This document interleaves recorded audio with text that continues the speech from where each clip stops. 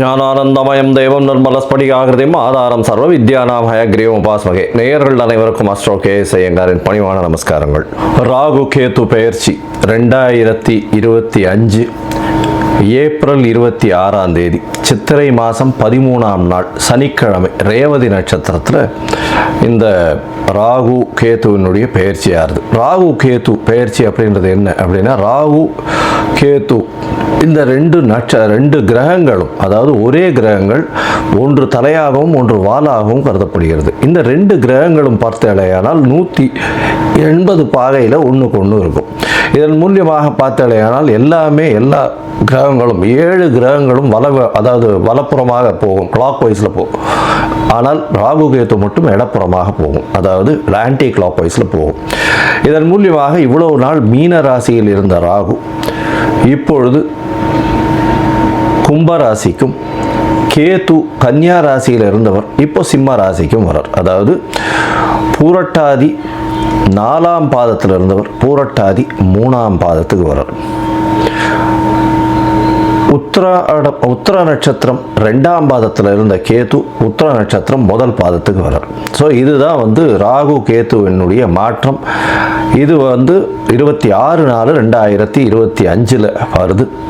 இதற்கு அடுத்த ராகு கேது பெயர்ச்சி பார்த்தேனால் 13/11/2026. பொதுவாகவே 1.5 வருஷம் இந்த ராகு கேத்துக்கள் ஒரு ராசியிலையும் இருக்கும். ஒரு ராசியிலிருந்து அடுத்த ராசிக்கு போகிறதுக்கு 18 மாத காலமாகும். ஒரு நட்சத்திர பாதம், அதாவது 9 நட்சத்திர பாதம் கொண்டது ஒரு ராசி. அந்த ஒரு நட்சத்திர பாதம் 2 மாதங்கள் இது எடுத்துக்கும். இந்த ராகு கேது ரெண்டுமே பார்த்தேனால் துர்கிரகங்கள், அதாவது அசுப கிரகங்களாக சொல்லக்கூடியது. அதாவது பாம்பே வலியுது அப்படின்னு சொல்லக்கூடிய அளவுக்கு எல்லாவற்றையும் பிடித்து பீடித்து ஆட்கொள்ளக்கூடிய பாம்புகள். ராகுவை விட கேது மிகவும் கொடுமையானது. இது ராகு கேத்துவினுடைய தன்மை. ராகுவை பொறுத்தவரையிலும் பார்த்தேனால் அதாவது போக காரகன். அவர் ராகு எப்பொழுதுமே எல்லாத்தையும் அள்ளி கொடுக்கிறவர். ஏதாவது எந்த ஒரு விஷயம் ₹1 கிடைக்கிற இடத்துல ₹100 கிடைக்கக்கூடிய அளவுக்கு பண்ணக்கூடிய போக காரகன். எல்லாவற்றிலும் அபரிமிதமான விஷயங்களை கொண்டு சேர்ப்பார். எல்லாமே ரொம்ப பெரிய ப்ராஜெக்ட்ஸ் எல்லாம் போடுறதெல்லாம் பார்த்தீங்கன்னா ராகுவினுடைய ஆட்டம் ரொம்ப அதிகமாக இருக்கும் அந்த இடத்துல. சரி, கேதுவை பற்றி எடுத்தோமானால் எல்லா விஷயத்தையும் சுருக்குவார், தனிமைப்படுத்துவார், அசிங்கப்படுத்துவார், அதாவது கேவலப்படுத்துவார்.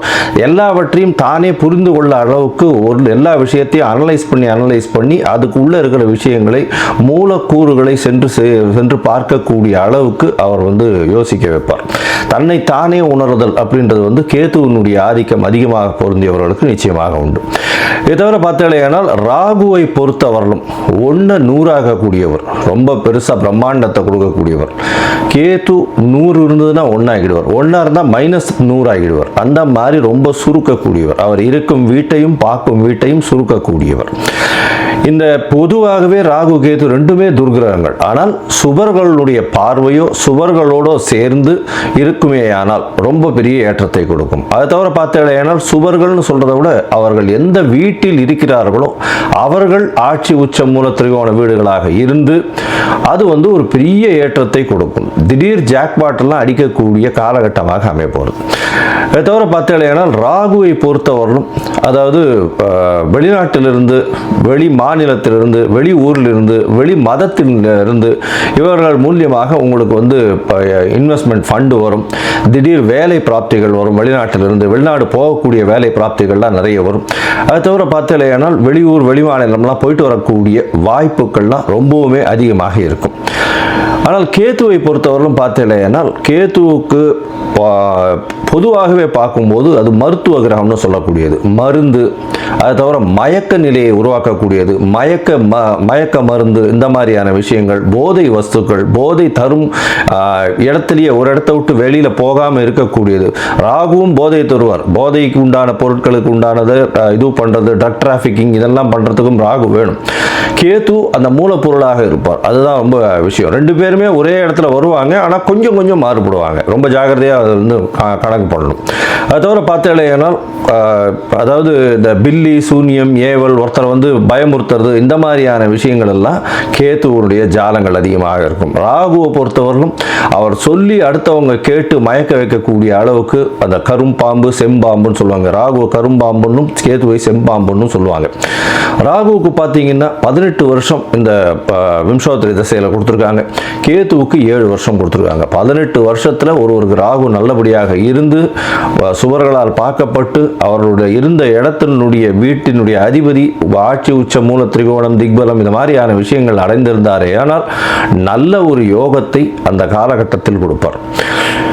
இப்போ பார்த்தேனால் இந்த ராகு கேத்துக்கு பார்த்தீங்களேனால் ராகுக்கும் கேத்துவுக்கும் சிறு சிறு அதாவது பிரச்சனைகள் இருக்குமே ஆனால் அவர்கள் இருக்கும் இடத்தின் மூலியமாக பிரச்சனை இருக்குமே ஆனால் அவர்களுக்கு என்ன எளிய பரிகாரம் செய்யலாம் அப்படின்றத பார்க்கும்பொழுது ராகுவுக்கு எளிமையான பரிகாரம் அப்படின்னு சொல்லக்கூடியது ராகு காயத்ரி. ராகு காயத்ரி அப்படின்றத சொல்லணும்னா ஓம் நாகத்வஜாய வித்மஹே பத்மஹஸ்தாய தீமஹி தன்னோ ராகு பிரச்சோதயாத். நான் திருப்பியும் சொல்கிறேன். ஓம் நாகத்வஜாய வித்மஹே பத்மஹஸ்தாய தீமஹி தன்னோ ராகு பிரச்சோதயாத் அப்படின்றது ராகு காயத்ரியும். கேதுதா காயத்ரி அப்படின்னு சொல்லக்கூடியது ஓம் அஸ்வத்வஜாய வித்மஹே சூலஹஸ்தாய தீமஹி தன்னோ கேது பிரச்சோதயாத் அப்படின்றதையும், அதாவது திருப்பியும் சொல்கிறேன். ஓம் அஸ்வத்வஜாய வித்மஹே சூலஹஸ்தாய தீமஹி தன்னோ கேது பிரச்சோதயாத் அப்படின்றது ஒரு நாளைக்கு ராகுவினுடைய காயத்ரி 7 முறையும் கேதுவினுடைய காயத்ரி 4 முறையுமாவது சொல்வதன் மூலியமாக ராகு கேத்துவுக்கு செய்யக்கூடிய எளிய பரிகாரமாக சொல்கிறோம். அது தவிர பார்த்தேன்னா ராகு கேத்துவுக்கு வேற என்னென்ன அப்படின்னா ராகுவுக்கு உண்டான கடவுளாக சொல்லக்கூடியது வந்து இந்த பத்ரகாளி, மிகுந்த கோபத்தில் இருக்கக்கூடிய ஆக்ரோஷத்தில் இருக்கக்கூடிய கடவுள்கள். அது தவிர பத்ரகாளி, அதுக்கப்புறம் பார்த்தேன்னா இந்த இது ஐயனார் அந்த மாதிரியான இதுவில் சொல்லுவோம். அது தவிர பார்த்தேன்னா இந்த பிரத்யங்கரா இவங்கள்லாம் ராகுவுக்கு உண்டான தெய்வங்களாக சொல்லக்கூடியது. அதுக்கப்புறம் பார்த்தேன்னா நரசிம்மர் ராகுவுக்கு உண்டான தெய்வம். ஏன்னா மிகுந்த கோபத்தோடு ஆக்ரோஷத்தோடு இருக்கக்கூடியவர். இதெல்லாம் வந்து இந்த தெய்வங்கள் எல்லாமே வந்து ராகுவுக்கு உண்டான பரிகார ஸ்தலங்களாக இந்த தெய்வங்கள் இருக்கக்கூடிய இடத்த இது பண்ணலாம். அது தவிர பார்த்தேனால் இவர்களுக்கு எலுமிச்சம்பழம் மாலை, எலுமிச்சம்பழம் இதில் வந்து நல்லெண்ணெய் விட்டு இது ஏற்றுறது, எண்ணெய் விட்டு திரி போட்டு விளக்கு ஏற்றுறது. அது தவிர பார்த்தேனால் பூசணிக்காயை 2ஆக கட் பண்ணி அதில் இருக்கிற சதப்பத்தை எடுத்துட்டு எண்ணெயை விட்டு ஏற்றுறது. இதெல்லாம் வந்து ராகுவுக்கு உண்டான தோஷங்களை நிவர்த்தி செய்யக்கூடியது, ராகுவுக்கு உண்டான எளிய பரிகாரங்களாக சொல்லக்கூடியது.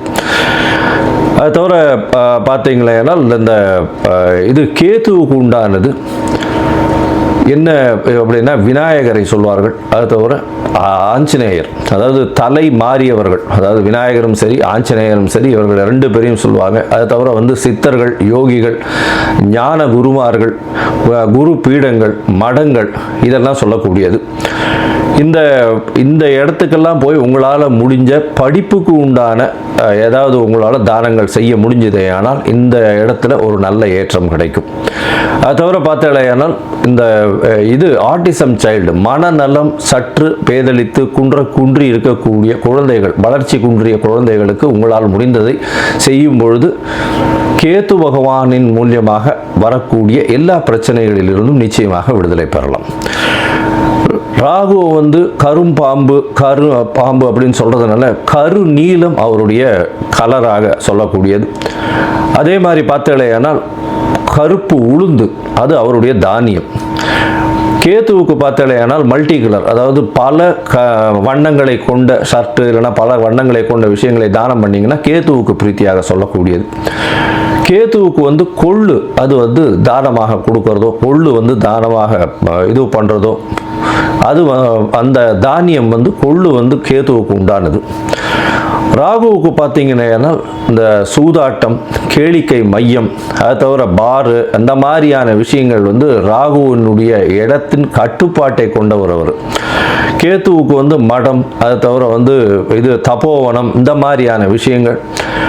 அதை தவிர தனித்து இருக்கக்கூடிய இடங்கள், அதை தவிர வந்து இந்த தவம் செய்யும் இடம், இதெல்லாம் பார்த்தீங்கன்னா கேதுவினுடைய இடமாக சொல்கிறாங்க. இது தவிர பார்த்தாலேயானால் இந்த ராகுவுக்கும் கேதுவுக்கும் 3-11 பார்வை இருக்குன்னு சில ஜோதிட கிரந்தங்கள் சொல்கிறது. அதாவது இப்போ பார்த்தாலேயானால் கும்பராசியில் ராகு இருக்கிறதுனால 3ஆம் இடம்னு சொல்லக்கூடிய மேஷத்தையும் தனுசு அப்படின்ற 11ஆம் இடத்தையும் பார்க்கறது ராகு. கேதுவை பொறுத்தவரையிலும் மிதுனத்தையும் துலாத்தையும் பார்க்கும். அவர் இருக்கும் வீட்டிலிருந்து 3-11 7ஆம் இடத்தை எல்லா கிரகங்களும் பார்க்கும். ஏன்னா சப்தம பார்வை உண்டு அப்படின்றத சொல்கிறது. சரி, இப்போ வந்து ராகுவை பற்றி பேசணும்னா பேசிகிட்டே இருக்கலாம். கிட்டத்தட்ட வந்து ஒரு 3 மணி நேரம் 4 மணி நேரம் கூட கண்டினியூஸாக பேசலாம். ஆனால் இப்போ வந்து நம்ம ஒரு ராசிக்கும் மேஷம் முதல் மீனம் வரை என்னென்ன பலன்கள்னு பார்ப்போம். அதை தவிர தனியாகவே ராகுவுக்குன்னு ஒரு 1/2 hour 1 hour வீடியோ தனியாக போடுறேன். நான் பார்ட் 1 பார்ட் 2 தனியாக போடுறேன். சரி, இப்போ மேஷம் முதல் மீனம் வரை இந்த ராகு கேது பெயர்ச்சியின் மாற்றங்கள் ஏற்றங்கள் என்னென்ன, அவர்களுடைய பார்வை என்னென்ன, என்ன பரிகாரங்கள் செய்யலாம், என்ன கோயிலுக்கு போகலாம் அப்படின்றத பார்ப்போம். இந்த சேனல், என்னுடைய சேனல் பார்த்துட்டு இருக்கவங்க உங்களுக்கு ஜாதகம் பார்க்கணும் அப்படின்னா நீங்கள் என்னுடைய மொபைல் நம்பருக்கு, கீழே கொடுக்கப்பட்டிருக்கிற மொபைல் நம்பருக்கு எனக்கு வாட்ஸ்அப் பண்ணுங்க. உங்களுடைய பெயர், உங்களுடைய தாய் தகப்பனார் பெயர், உங்களுடைய பிறந்த நேரம், தேதி, உங்களுடைய பிறந்த இடம், date of birth, time of birth, place of birth, உங்களுடைய நேம், பேரண்ட்ஸ் நேம், இது வரலாம் அனுப்புங்க. சந்தி இருக்கான்னு பார்க்குறேன். ஏன்னா லக்ன சந்தி, பாத சந்தி இதெல்லாம் பார்க்கணும். சந்திரனுடைய சந்தி இருக்கா, என்ன ஏதுன்னு பார்க்கணும். இதற்கு காரணம் என்ன அப்படின்னா பல வகையான பஞ்சாங்கங்களை உபயோகப்படுத்துகிறா. பஞ்சாங்கங்கள் உபயோகப்படுத்தக்கூடிய இடமும் வந்து பல இடங்கள் மாறுபடும். அதாவது ஸ்ரீரங்கத்து பஞ்சாங்கத்தில் டெல்லியில் பிறந்த குழந்தைகளுக்கு பேஸ் பண்ணி பார்ப்பா. அப்போது சூரிய உதயமே மாறும். அதனால் சந்தி வரக்கூடிய வாய்ப்புகள் மிகவும் அதிகம். அவங்க வந்து மிருகசீரிஷ நட்சத்திரம் அப்படின்னு நினச்சிட்டு இருப்பாங்க, 2ஆம் பாதம் அப்படின்னு நினச்சிட்டு இருப்பாள். ஆனால் பார்த்தாலேயானால் 3ஆம் பாதத்தில் மிதுன ராசியில் இருப்பாள். இந்த அவள் வந்து 50 வயசு ஆகிட்டு இருக்கும், ரிஷப ராசிக்கு வந்து அர்ச்சனை பண்ணிட்டு இருப்பாள். ஆனால் மிதுன ராசியில் பிறந்திருப்பாள். ஸோ இந்த மாதிரியான மாற்றங்கள்லாம் நிறைய இருக்குது. அதனால் உங்களுடைய ஜாதகத்தை நானே போட்டு அதன் வழியாக சந்தி இருக்கான்றதை பார்த்து உங்களுக்கு உண்டான பலன்கள் என்ன ஏதுன்றதை டிஸ்கஸ் பண்ணுறேன். அதற்குண்டான கட்டணம் என்னன்றது போடுறேன். அந்த கட்டணத்தை செலுத்திட்டு நீங்கள் அப்பாயின்மெண்ட் எடுத்துக்கோங்க. சரி, இப்போது ராகு கேதுவின் பயிற்சி 2025 2026 மேஷம் முதல் மீனம் வரை ஒரு ராசியாக. மிதுனம், மிருகசீரிஷம், திருவாதிரை, புனர்பூசம், இந்த 3 நட்சத்திரம் 9 பாதங்களை கொண்ட ராசி. ராசியின் அதிபதி அப்படின்னு சொல்லக்கூடியவர் புதன். மாத கிரகம், அவர் வந்து அதிவேகமாக செல்லக்கூடிய மாத கிரகமாக சொல்லக்கூடியவர். சரி, இப்போ ராகு கேதுவினுடைய பெயர்ச்சி இந்த மிதுன ராசிக்காரர்களுக்கு என்ன ஒரு ஏற்றத்தை கொடுக்கிறது அப்படின்னு பார்ப்போம். உங்களுடைய ராசிக்கு இவ்வளவு நாள் 10ஆம் இடத்துல இருந்த ராகு பகவான் உங்களுடைய ராசிக்கு 9ஆம் இடத்துக்கு வர்றார். 9ஆம் இடத்துல வர்றதுல என்ன பெரிய தனி சிறப்பு அப்படின்னா, 9ஆம் இடம்னு சொல்லக்கூடியது பாக்கியஸ்தானம். பாக்கியஸ்தானத்தில் பாக்கியஸ்தானத்தின் அதிபதியான சனி ஆட்சி பெற்று போயிருக்கார். எப்பொழுதுமே ராகு எந்த வீட்டில் இருக்கிறாரோ அவருக்கு சொந்த வீடு கிடையாது. அதனால எந்த வீட்டில் இருக்கிறாரோ அந்த வீட்டினுடைய அதிபதி அவர் உச்சம் பெற்றோ மூல திரிகோணத்தில் இருந்தோ ஆட்சி பெற்றோ இருந்தாரே ஆனால் அவருடைய வேலைகளை பன்மடங்கு கொடுக்க செய்யக்கூடிய காலகட்டம். அதனால பாக்கியங்கள் மிகவும் அதிகமாக பெருகக்கூடிய காலகட்டம். மறைந்த இடத்திலிருந்து திடீர் பொருள் வரவு வரும். எங்கேருந்தே நினைக்கவே முடியாத அளவுக்கு திடீர்னு பொருள் வரவு வரக்கூடிய காலகட்டமாக அமையும். அதோடு பார்த்தோம்னா தந்தையின் மூலியமாக சொத்துக்கள் வரக்கூடிய வாய்ப்புகள் நிச்சயமாக இருக்கு. தந்தையின் உடல்நிலையில் சற்று பின்னடைவு இருந்தாலும் தந்தையின் மூலியமாக சொத்துக்கள் வரக்கூடிய வாய்ப்புகள் உண்டு. உங்களுடைய ராசிக்கு பார்த்தோம்னா வெளிநாடு போய் படிக்கக்கூடிய பாக்கியம் நிச்சயமாக உண்டு. பண வரவிற்கு பஞ்சம் இருக்காது. குடும்பத்தில் நல்ல ஒரு ஏற்றம் இருக்கும். 11ஆம் இடத்தை வந்து ராகு பார்க்குற ராகு உங்களுடைய ராசிக்கு 9ஆம் இடத்துல இருந்து 11ஆம் இடத்தையும் பார்க்குறார். உங்களுடைய ராசிக்கு 7ஆம் இடத்தையும் பார்க்குறார். ஒரு 15 நாள், அதாவது 11/5/2025 அன்னைக்கு பார்த்தேன்னா உங்களுடைய ராசியிலேயே குரு வந்து சப்தமத்தை பார்க்கறதன் மூலியமாக ராகுவினுடைய பார்வை 7ஆம் இடத்தில் விழுந்தாலும் பெரிய ஏற்றம். அதை தவிர ராகு கோதண்ட ராகுவாக பரிமளிக்க போகிறார். எல்லா விஷயத்திலையும் உங்களுக்கு வெற்றியை கொடுக்கக்கூடிய காலகட்டமாக அமைய போகிறது. பாக்கியங்கள் அதிகமாக வரக்கூடிய காலகட்டமாக அமைய போகிறது. வெளிநாடு போய் படிக்கணும்னு நினைக்கிறவர்களுக்கெல்லாம் வெளிநாடு படிப்பு ஏற்படக்கூடிய வாய்ப்பு, நீங்கள் நினைச்ச யூனிவர்சிட்டி கிடைக்கக்கூடிய வாய்ப்பு நிச்சயமாக இருக்கக்கூடிய காலகட்டமாக இருக்கும். உங்களுடைய ராசிக்கு பார்த்தோம்னா புதிய வேலை வேலைகள் கிடைக்கக்கூடிய வாய்ப்பு, வேலையில் மாற்றங்கள், வேலையில் ஏற்றங்கள் இருக்கக்கூடிய காலகட்டமாக அமைய போகிறது. அதை தவிர வந்து வெளிநாடு போயிட்டு வரக்கூடிய வேலை மூலியமாக வெளிநாடு போயிட்டு வரக்கூடிய வாய்ப்புகள் உண்டு. கலைத்துறையில் இருக்கிறவங்க, ஆர்ட் டைரக்டர்ஸ், அந்த மாதிரியான விஷயங்களில் இருக்கிறவங்களுக்கு பெரிய ஏற்றம் கிடைக்கக்கூடிய காலகட்டமாக அமைய போகிறது.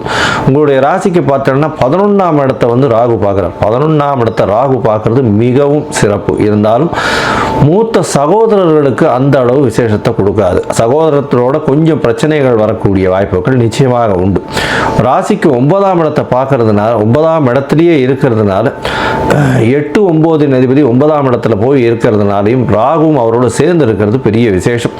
தந்தையின் மூலியமாக அதீதமான ஏற்றம் கிடைக்கும். புதிய இண்டஸ்ட்ரியெல்லாம் வச்சிருக்கிறவங்களுக்கு பெரிய ஏற்றம் கிடைக்கக்கூடிய காலகட்டம்.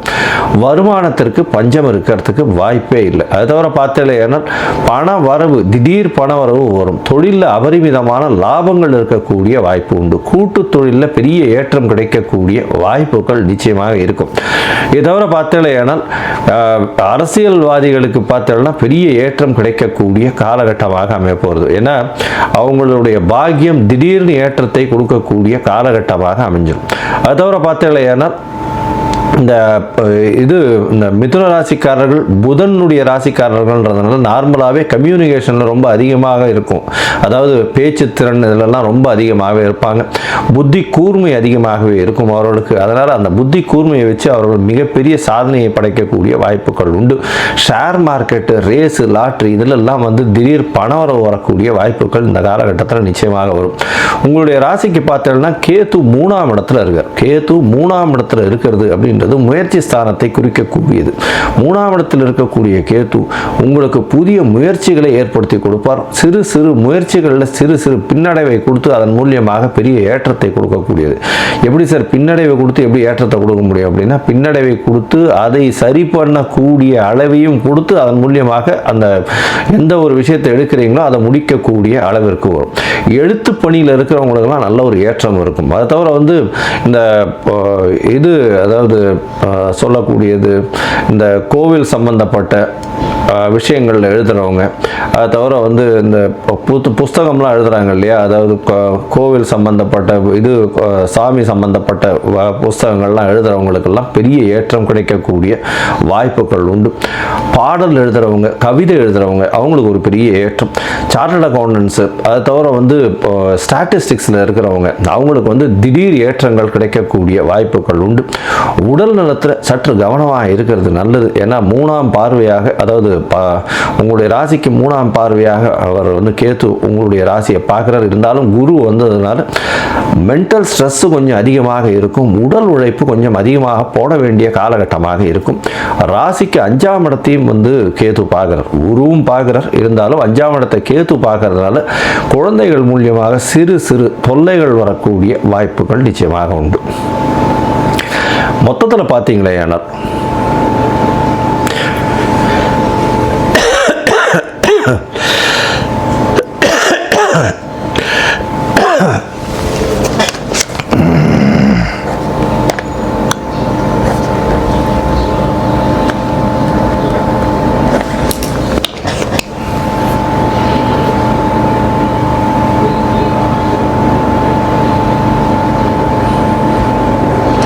மொத்தத்தில் பார்த்தீங்களே ஏன்னா இந்த மிதுன ராசிக்காரர்களுக்கு பெரிய ஏற்றம் கிடைக்கும்.